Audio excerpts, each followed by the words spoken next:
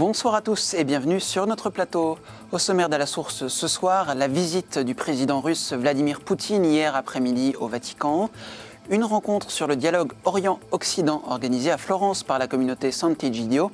Et puis les politiques qui affrontent le thème complexe du financement des lieux de culte par les collectivités locales. À suivre le dossier du jeudi présenté par Cyril Le Peigneux avec deux journalistes. Cyril, on va parler d'une vidéo qui fait débat. Oui, fallait-il ou non diffuser la vidéo avec Vincent Lambert? Nous en débattons dans quelques minutes avec deux confrères venus de familles chrétiennes et de la vie. Actualité au Vatican maintenant, plus d'une heure de retard, c'est ce que les médias ont en partie retenu de la visite du président russe Vladimir Poutine au pape François hier après-midi. Il s'agissait de la deuxième rencontre entre les deux hommes, le récit d'Emmanuel Kéry. Le conflit en Ukraine et la situation au Moyen-Orient ont été au cœur du long entretien entre le pape François et le président de la Fédération de Russie, Vladimir Poutine, reçu en audience dans l'après-midi de mercredi. Pendant 50 minutes d'entretien privé dans la bibliothèque du Palais Apostolique, le pape, selon le porte-parole du Vatican, le père Federico Lombardi, a affirmé qu'il faut s'impliquer dans un grand et concret effort pour réaliser la paix en Ukraine. Le pape et le président Poutine ont convenu sur l'importance de reconstruire un climat de dialogue et que toutes les parties s'engagent pour acter les accords de Minsk. Essentiel également l'engagement pour affronter la grave situation humanitaire, en assurant l'accès aux aides et avec la contribution de toutes les parties pour une détente dans la région. En ce qui concerne les conflits au Moyen-Orient, sur le territoire de Syrie et de l'Irak, il a été rappelé l'urgence de poursuivre la paix avec l'apport concret de la communauté internationale en assurant dans le même temps les conditions nécessaires pour la vie de toutes les composantes de la société, y compris les minorités religieuses et en particulier les chrétiens. Au terme de l'audience, le président Poutine a donné au pape une représentation en broderie de la fameuse église de Jésus Sauveur, pendant que le souverain pontife a donné le médaillon de l'artiste Guido Verroi, qui représente l'ange de la paix et invite à la construction d'un monde de solidarité et de paix fondé sur la justice, et une copie de l'exhortation apostolique Evangelii Gaudium. Dès la veille de cette audience, le patriarche gréco-catholique ukrainien, Monseigneur Sviatoslav Shevchuk, avait pris les devants en faisant parvenir au Vatican une lettre. Il demandait au pape d'être la voix du peuple ukrainien, de ses enfants, de tous les catholiques croyants en Ukraine qui souffrent. Monseigneur Shevchuk affirmait également se tourner vers le Saint-Père afin que, comme père, il défende ses fils. Au Vatican, toujours, intense activité ces derniers jours pour le pape François, qui présidait une nouvelle réunion du C9, le Conseil des cardinaux chargé de l'aider dans la réforme des institutions vaticanes. Avec de nouvelles mesures annoncées hier par le Saint-Siège, en premier lieu la création d'une section judiciaire au sein de la Congrégation pour la doctrine de la foi. Cette section sera en charge de juger les évêques accusés d'avoir couvert des actes pédophiles. Cette proposition de la Commission pontificale pour la protection des mineurs, guidée par le cardinal américain O'Malley, a été approuvée par le pape François. Moyen-Orient, nous vous parlions mardi de la réunion à Damas des patriarches des églises orientales. Elle a donné lieu à une longue déclaration commune, une partie du texte étant un encouragement adressé aux chrétiens d'Orient à ne pas quitter leur terre, avec l'aide de la communauté internationale, mais aussi à maintenir de bonnes relations avec les musulmans, leurs partenaires dans la citoyenneté. La communauté internationale qui doit assumer sa responsabilité en mettant fin aux atrocités commises par les islamistes. La communauté Sant'Egidio encore mobilisée pour le dialogue et la coopération entre Orient et Occident. Après un congrès à Bari en Italie en avril dernier sur les chrétiens d'Orient, la communauté a organisé une rencontre internationale le week-end dernier à Florence avec la participation des plus hautes autorités religieuses du monde sunnite conduite par le grand imam d'Al-Azhar. Mon espérance, a-t-il déclaré, est que l'Occident soit moins individualiste et arrogant et que l'Orient soit moins obsédé et suspicieux. Le fondateur de Sant'Egidio, Andrea Riccardi, a aussi pris la parole. Voici un extrait de son intervention. La théorie du conflit et les politiques qui ont suivi ont rempli le monde d'horreur et de malheur. La Méditerranée, une mer de tant de rencontres et de tant de douleurs. Je pense aux réfugiés de Syrie et des autres pays africains. Ne doit pas être le lieu d'une nouvelle guerre froide, qui ne se joue plus aujourd'hui entre l'Occident et le monde communiste, mais entre l'Occident et l'islam. Aujourd'hui, les théories sont devenues de la pratique de guerre. Ceci pose une urgence. Comme vous le disiez, de se rapprocher, se parler, s'entendre dans le respect des différences. Nous avons peut-être été trop passifs face à ceux qui ont détruit les ponts, semé la terreur et prêché la haine. Retour en France, c'est la fin d'un régime discriminatoire condamné 2 fois par les Nations Unies.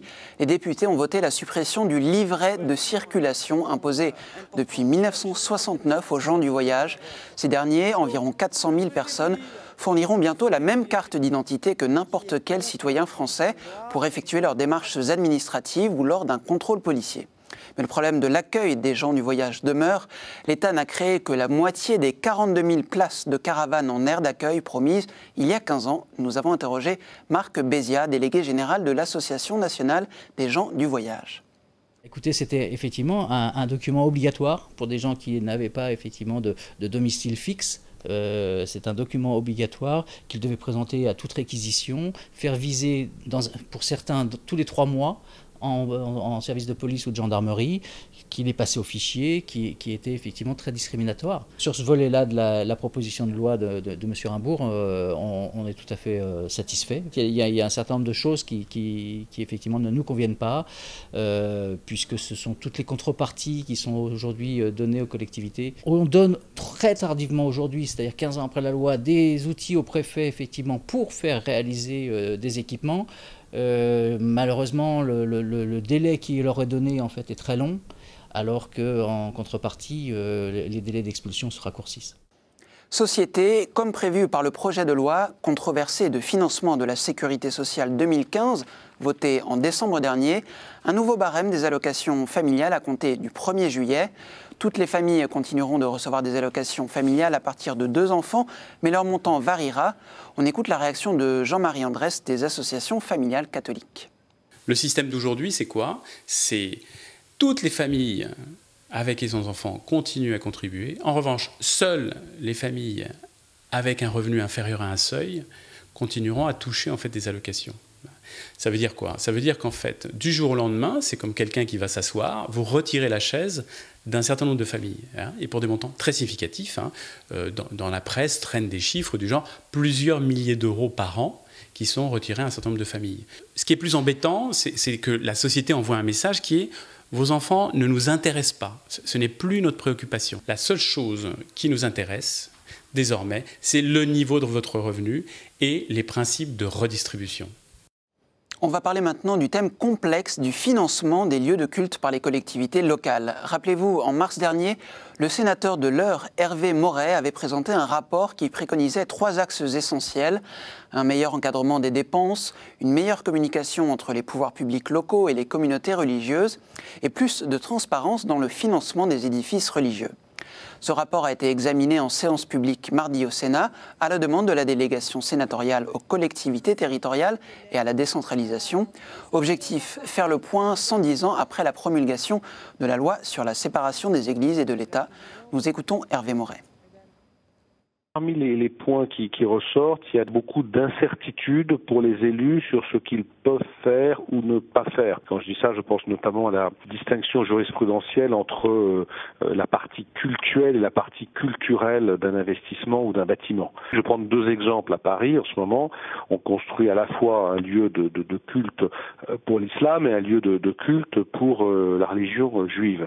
Donc sur ces 2 lieux de culte, il y a des parties qui sont considérés comme cultuels et donc qui ne peuvent pas être subventionnés, et d'autres qui sont considérés comme culturels. C'est le cas si par exemple vous faites dans un bâtiment une bibliothèque. Donc dans le prolongement de ce débat, moi je vais maintenant préparer une proposition de loi. C'est par exemple le cas pour notre demande de transparence sur les financements des lieux de culte, que l'on sache quand un lieu de culte est construit, qui et comment il est financé. Ça fait partie des mesures qu'on pourra proposer dans cette proposition de loi. Une parenthèse musicale dans ce journal. Nous vous parlons souvent sur l'antenne de KTO du groupe de pop louange Glorious. Eh bien, avec leurs homologues de Open, les artistes français ont eu l'honneur cet après-midi d'être reçus par le pape François en personne au Vatican. Une belle rencontre avec ce pape qui invite les jeunes à mettre leur talent au service de l'Évangile. Du coup, pour moi, c'était vraiment l'occasion d'encourager les musiciens de l'Église. C'est les 2 groupes Open et Glorious qui œuvrent à partir de l'Église Sainte-Mandine dans une vision qu'on porte ensemble. Et donc, c'est vraiment l'occasion de leur faire, voilà, de les intégrer pleinement dans un ministère de l'Église. Et voilà, donc c'est les accompagner et puis profiter de ce moment de joie. Alors, il est rentré déjà un quart d'heure en avance. On n'était pas du tout prêts, on jouait de la musique. Alors, on a commencé en chantant dans la joie. Il a dansé avec nous, il a ri avec nous. On a prié ensemble, on a vécu vraiment 45 minutes au lieu d'une demi-heure. Nous, on dit on veut donner notre vie à Dieu à travers la louange pour l'Église de France qui en a besoin. Et lui, il nous a dit, le pape François, allez-y, allez-y, moi je vous bénis, allez-y. Vous serez pris pour des fous comme le roi David dans la Bible. Sa femme le prend pour un fou. Mais allez-y, je vous demande, Dieu vous demande, allez-y pour l'Église de France. Voilà, on passe maintenant à la revue de presse.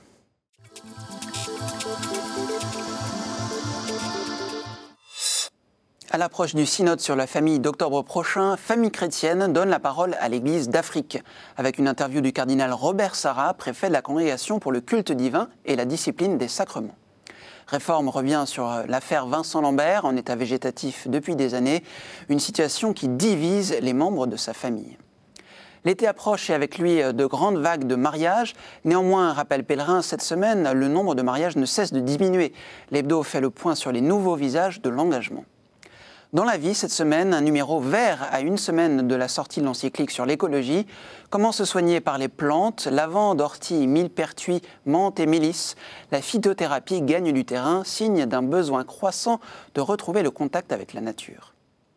Enfin, à noter la sortie du numéro 2 du MOOC, contraction de magazine et book, La Boussole d'inspiration chrétienne, avec un dossier sur l'éveil des consciences. C'est l'heure de la chronique du jeudi. Monseigneur Di Falco nous parle de la vision ecclésiale du pape François.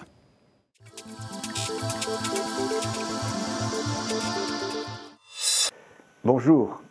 J'ai lu il y a quelque temps le livre François parmi les loups du journaliste vaticaniste Marco Politi.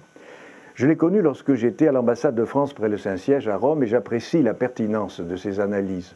À la lecture de son livre, j'ai réalisé combien le pape François avait besoin de soutien face à ceux qui, même dans son entourage immédiat, critiquent certaines de ses prises de position qu'il juge trop ouvertes et tentent de leur faire obstacle. Le pape François non seulement souhaite les débats au cœur même de l'Église, mais les encourage. Et les chrétiens de toute sensibilité devraient s'en réjouir. Par cette attitude, le pape François brise l'image qu'a de l'Église une certaine opinion publique. À partir de l'image d'une Église qui juge et condamne, il façonne celle d'une Église qui aime, accueille et pardonne. D'une Église qui est jugée par certains comme un obstacle entre les hommes et Dieu, il fait une passerelle, un pont entre Dieu et les hommes. Et s'il met le doigt sur les blessures de l'âme humaine, ce n'est pas pour les raviver, mais pour les panser et pour exprimer de la tendresse et de la compassion. Je me souviens de cette remarque que me fit un jour un grand animateur de télévision dont la vie n'était pas un exemple. « Je n'attends pas, me dit-il, que l'Église me dise que ce que je fais est bien. Ce que j'attends d'elle, c'est qu'elle m'aime. » C'est sans doute la raison pour laquelle le pape François a décidé de faire de l'année 2016 l'année de la miséricorde, pour dire comment l'Église pouvait rendre plus évidente sa mission d'être témoin de la miséricorde, témoin de la bonté, de l'amour de Dieu pour l'humanité. Alors, dans ce monde écorché, dans des sociétés meurtries, divisées, le pape François conduit une Église qui se présente avec les blessures de ses propres faiblesses comme signe d'amour, pour rappeler à l'humanité que sa vocation est de vivre la réconciliation et le pardon et d'en puiser la force dans l'amour et la miséricorde de Dieu. À bientôt. Place au dossier avec Cyril et ses invités. Je vous retrouve mardi prochain. Très bonne soirée à tous.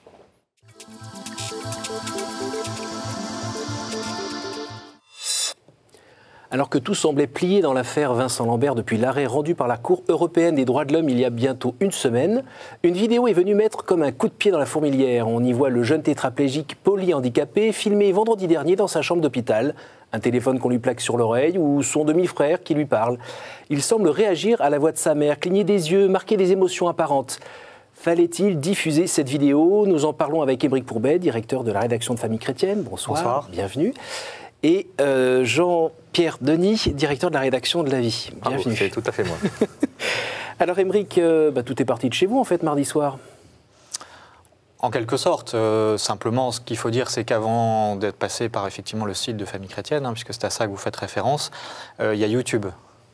Et donc, pour reprendre un peu la genèse de cette histoire, une vidéo donc postée effectivement par le comité de soutien de Vincent Lambert, montrant qu'en réalité, il n'est ni en fin de vie ni malade, puisque, comme vous l'avez dit très bien, il cligne des yeux, ses lèvres bougent. Donc voilà, on voit quelqu'un de vivant, c'est ce qu'a dit notamment François Bayrou.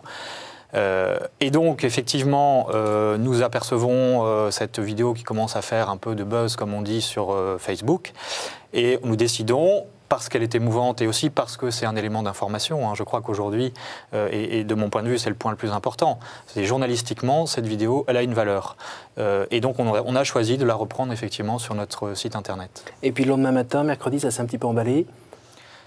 Parce que, évidemment, la question posée, c'était celle du droit à l'image, question extrêmement complexe sur laquelle on pourra revenir, question de l'émotion, mais je crois aussi parce que, encore une fois, c'est un élément d'information qui vient à l'encontre de tout ce qu'on nous a prétendument dit ou montré concernant l'état de Vincent Lambert, qu'il était en grande souffrance alors qu'on voit un visage apaisé, qu'il fallait absolument, qu'il ne pouvait pas vivre sans assistance, ce qui est faux. En réalité, il est simplement nourri et on lui donne de l'eau, ce qui est un soin humain élémentaire. Et donc voilà, ça venait en quelque sorte percuter cette espèce de discours un peu construit qu'on nous présentait jusqu'à présent. Alors Jean-Pierre, cette vidéo a été vue 500 000 fois depuis mardi, et puis aussi sur plusieurs grands médias qui ont repris les images, donc ça on n'a pas comptabilisé. Alors question brève, pourquoi vous ne l'avez pas diffusée sur votre site ? D'abord pour une question de droit à l'image. Il y a une loi qui s'applique, je pense, à tout le monde, et comme nos confrères de la Croix, nous avons considéré que le droit à l'image devait être respecté pour Vincent Lambert comme pour d'autres personnes. Le droit à l'image, c'est quoi? C'est qu'on ne peut pas diffuser des images d'une personne, en particulier dans son intimité, sans son consentement. Or, évidemment, il est impossible d'obtenir le consentement de Vincent Lambert. Cela dit, évidemment, c'est une question complexe et sur laquelle moi j'ai un point de vue assez nuancé en réalité. Et je voudrais me tenir loin des caricatures qu'on entend beaucoup ces derniers jours. Alors juste avant, est-ce qu'on pourrait juste avoir la réflexion, justement, la réaction d'Aymeric sur ce droit à l'image? Je pense qu'on peut se poser la question. Le fait est que sur Internet, les choses sont beaucoup plus complexes aujourd'hui parce que à partir du moment où c'est sur YouTube, et ce qui a été le cas, ça tombe dans le domaine public. Alors c'est vrai que c'est une affaire intime et éminemment douloureuse pour la famille qui se déchire, etc. Bon. Mais encore une fois, à partir du moment où c'est sur une chaîne qui est YouTube et que ça tombe dans le domaine public, ça devient, et le fait que ça ait été vu par 500 000 personnes, ça veut dire quelque chose. Donc je dirais que cette question-là, quelque part, elle est un peu derrière nous, qu'on le veuille ou non, qu'on le regrette ou pas. En même temps, encore une fois, elle apporte aussi une information. Donc, Après, moi je dirais que le fait qu'une infraction soit commise par d'autres ne justifie pas qu'on la commette soi-même. Mais je ne voudrais pas tomber dans un discours je voudrais quand même dire caricatural, parce que je peux comprendre. C'est que la famille, alors certes, la famille est divisée. En revanche, nous, on a quand même enquis auprès de la mère, notamment, qui a donné son autorisation. Alors c'est vrai qu'aujourd'hui, Vincent Lambert, il est dans une situation extrêmement compliquée, puisqu'il ne peut pas donner son consentement, et que la famille n'est pas d'accord. Mais en revanche, voilà, on avait quand même l'autorisation, entre guillemets, de la mère pour diffuser cette vidéo. Alors, c'est tout le problème. C'est-à-dire qu'aujourd'hui, tout le monde parle au nom de Vincent Lambert, sa mère d'un côté, son épouse de l'autre, et tout le monde s'autorise de prendre des décisions au nom de Vincent Lambert, de dire ce que Vincent Lambert souhaiterait. Il y a une seule personne qui ne parle pas, et pour cause, c'est Vincent Lambert. Donc c'est la première chose. La deuxième chose, c'est qu'évidemment, on est dans une guerre de communication. Et donc c'est pour ça que j'ai d'ailleurs une approche assez nuancée. Et je peux comprendre le choix de Famille Chrétienne d'avoir diffusé. Nous, à la vie, on a choisi de ne pas le faire, mais je peux comprendre qu'on fasse un choix différent. Il faut bien reconnaître que parmi ceux qui reprochent aujourd'hui la diffusion de cette vidéo, il y en a qui se sont tus quand le camp adverse, car c'est malheureusement comme ça qu'il faut parler, a diffusé via M6, émission Zone Interdite, une vidéo tout à fait similaire. Donc, moi, on voit le professeur Carigé en train de parler à la caméra avec Vincent Lambert qui est derrière dans son lit. Voilà, donc on est dans une guerre de communication. Le problème de cette situation, c'est que c'est d'abord un conflit familial. Et donc je crois qu'on doit sans cesse se rappeler que l'affaire Vincent Lambert, ce n'est pas ni le débat sur l'euthanasie, parce qu'il n'est pas en train de mourir, il est gravement handicapé, mais il n'est pas en train de mourir. Là, nous sommes, je crois, complètement d'accord. Pas tout à fait. Il n'est pas en train de mourir, on est d'accord sur Non, ce point. oui, sur le constat, effectivement, concernant Vincent Lambert. Voilà, mais sur ce point, on est d'accord. sur l'interprétation qui en est faite, je pense qu'en réalité, justement, ce n'est pas uniquement un cas particulier et qu'en réalité, ce cas, il est instrumentalisé par des gens qui voudraient, c'est une des failles de la loi Leonetti qui est en révision au Sénat la semaine prochaine, et donc la question de l'alimentation et de la nutrition. Voilà, on n'est pas uniquement dans un cas particulier. Aujourd'hui, on atteint un cas universel. Oui, mais instrumentalisé, on pourrait dire dans les deux sens. Il y en a qui disent que justement cette vidéo permet justement d'instrumentaliser l'affaire en essayant de toucher l'opinion publique. Non, mais on est dans une situation, ce que je veux dire, c'est que c'est dangereux, ce que votre raisonnement est dangereux, parce qu'effectivement, il y a une volonté des partisans de l'euthanasie d'en faire un cas emblématique du combat pour l'euthanasie. Et ce qu'on peut craindre d'ailleurs, c'est qu'après cette décision, une fois que malheureusement, probablement, on lui aura retiré cette assistance élémentaire qui consiste à le nourrir, et donc il va forcément mourir à un moment donné, on va nous dire, vous avez vu, il est mort dans d'atroces souffrances, donc il faudrait une euthanasie active. Donc il y a une stratégie, effectivement, des militants de l'euthanasie, et cette stratégie, il faut la dénoncer. Mais je dirais que ma façon de la dénoncer, ce sera justement de ne pas rentrer dans cette instrumentalisation, de ne pas rentrer dans ce débat manichéen. Il y a l'intimité d'une famille qui se déchire, il y a une situation dans laquelle on ne connaît pas, au fond, où on a des doutes sur la volonté qu'aurait eu Vincent Lambert. Il y a, parmi le médecin qui l'accompagnait, est un médecin catholique, pratiquant, dont on ne peut pas mettre en cause la sincérité. Bref, c'est une affaire extrêmement complexe. C'est d'abord un drame humain. Et moi, je ne veux pas être amené à me prononcer pour ou contre l'euthanasie à partir de l'affaire de Vincent Lambert. Je reste opposé à l'euthanasie et je dis que c'est d'abord un drame familial. Alors, question brève, réponse brève. Jusqu'où va le devoir d'informer quand on a justement une vidéo comme ça dans les mains? Si vous permettez, je voudrais quand même répondre à ce que disait Jean-Pierre, parce que je crois, d'abord, je ne vois pas très bien en quoi mon raisonnement est dangereux, mais bon, à la limite... Non, je veux dire, ce qui est dangereux, c'est de rentrer dans ce qu'attendent les partisans de l'euthanasie, c'est exactement ça, c'est d'en faire une bataille idéologique frontale pour pouvoir prendre la société à témoin en disant, oui, évidemment, vous êtes des catholiques intégristes et vous voulez que les Français meurent dans d'atroces souffrances, c'est-à-dire arriver à un débat qui est complètement caricatural. Et je crois que de toute façon, on ne peut pas rester... Moi, je prends le parti qu'on ne peut pas rester neutre face à une telle question. Même si, encore une fois, on est d'accord sur le fait que ce soit d'abord une question privée et familiale, et en même temps, encore une fois, aujourd'hui, elle est devenue universelle, cette question, avec 500 000 vues sur une vidéo. C'est un élément d'information à prendre en compte dans le raisonnement, et c'est utilisé, effectivement, par les partisans de l'euthanasie pour faire avancer leur pion. Mais je crois qu'en tant que chrétien, on a un devoir aussi de dire les choses telles qu'elles sont, sans faire du billard à trois bandes et d'essayer de jouer stratégique ou tactique. Je crois que, en tout cas pour un média, après pour les politiques c'est peut-être autre chose, je crois qu'on a le devoir de dire les choses et cette vidéo c'était une manière de le faire. Alors, vous n'avez pas répondu à ma question précédente, j'ai bien entendu. Je vous en pose une autre, c'est le communiqué de presse du CSA. Donc le collège du Conseil supérieur de l'audiovisuel a décidé d'instruire avec une particulière vigilance les séquences de ce jour diffusées à la télévision concernant M. Vincent Lambert, notamment au regard de l'application du principe de respect de la dignité humaine. Bien, vous l'avez entendu comment ça? J'attends que le CSA fasse à la même instruction, avec la même diligence, à propos du reportage diffusé par M6 et Zone Interdite. Il est clair, et là je pense qu'on sera d'accord, qu'il y a une volonté de nous intimider dans cette affaire, de nous empêcher de penser, de nous empêcher de nous faire notre propre opinion. Et il y a, on voit sur les réseaux sociaux, moi j'ai eu l'occasion de commenter cette affaire, j'étais très frappé de la violence, de la virulence des réactions, simplement parce que j'exprimais mon trouble. Donc effectivement, on est devant une offensive idéologique dont il faut reconnaître qu'elle est très largement soutenue par la plupart des médias. Oui, je suis tout à fait d'accord avec ce qui vient d'être dit. Et c'est vrai que voir le CSA parler de dignité humaine, dans le cas de Vincent Lambert, désolé d'y revenir, mais qui a été pendant 30 jours privé de nourriture, je trouve que là, la question de la dignité, je rappelle d'ailleurs, c'est au nom de la dignité aussi que les partisans de l'euthanasie veulent faire avancer leur pion. Donc là, les mots sont piégés et je pense qu'il ne faut pas s'y laisser prendre. Bon, merci messieurs pour votre présence pour ce débat. On va suivre la suite avec le CSA. Merci à vous tous pour votre fidélité. Vous pouvez revoir ce programme sur KTOTV.com. Avec toute l'équipe, on vous donne rendez-vous évidemment mardi prochain, mais dans un autre lieu puisque nous serons à Notre-Dame de Paris pour la fin de la saison. Bonne soirée à tous.